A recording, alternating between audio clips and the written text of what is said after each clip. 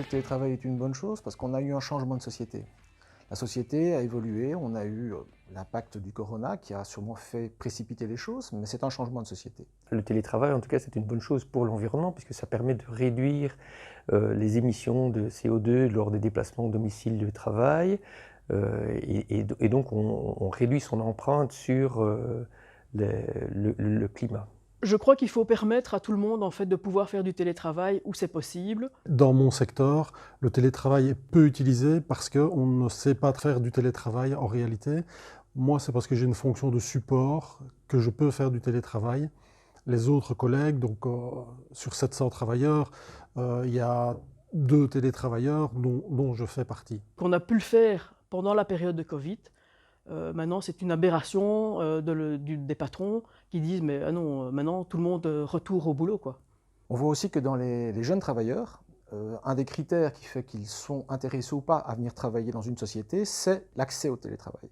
Sans accès au télétravail, on remarque que pas mal de nouveaux collaborateurs potentiels préfèrent ne pas donner suite. Pour améliorer le télétravail, les conditions que je vois comme étant les prioritaires, c'est d'abord que ce soit devenu un droit. Un droit au télétravail et pas lié à la bonne volonté de l'employeur qui pourrait, et on le remarque, faire des différences de traitement entre collègues.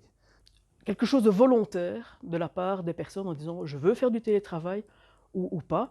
Et dans certains cas, il y a des gens qui font du télétravail obligatoire dans certaines entreprises.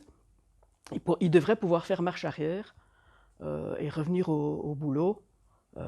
Dans certains cas en tout cas. Ce droit au télétravail, ça doit aussi être réversible.